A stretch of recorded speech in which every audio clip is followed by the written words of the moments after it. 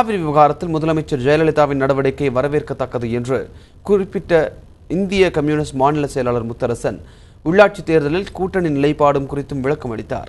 விழுப்புரத்தில் எமது செய்தியாளர் கோபிநாத்துக்கு அவர் அளித்த பிரத்யேக பேட்டியை தற்போது பார்க்கலாம். நடுவர் மன்ற தீர்ப்பின் அடிப்படையில் காவிரி மேலாண்மை ஆணையம், காவிரி ஒழுங்காற்று வாரியம், இந்த ரெண்டையும் அமைக்க வேண்டிய பொறுப்பு மத்திய அரசாங்கத்தின் பொறுப்பு. அது அமைத்திருந்தாலே இன்றைக்கு இந்த பிரச்சனை எழுந்திருக்காது. இதை மத்திய அரசு அமைக்க வேண்டும். இந்த நதிநீர் பிரச்சனையில், காவிரி பிரச்சனையில் தமிழ்நாடு முதலமைச்சரை பொறுத்தமட்டில் சட்ட ரீதியாக மேற்கொள்ளுகிற அனைத்து நடவடிக்கைகளும் வரவேற்கத்தக்கது, பாராட்டுக்குரியது.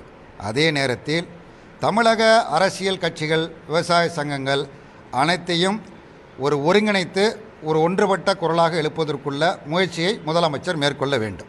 இந்த தேர்தலில் நாங்கள் ஏற்கனவே முடிவெடுத்து அறிவித்த அடிப்படையில் இந்திய கம்யூனிஸ்ட் கட்சி, மார்க்சிஸ்ட் கம்யூனிஸ்ட் கட்சி, மறுமலர்ச்சி திராவிட முன்னேற்றக் கழகம், விடுதலை சிறுத்தைகள் ஆகிய கட்சிகளை கொண்ட மக்கள் நல கூட்டணி தொடர்ந்து செயல்படுகிறது. அந்த கூட்டணி இந்த தேர்தலையும் சந்திக்கும், எதிர்கொள்ளும், வெற்றி பெறும்.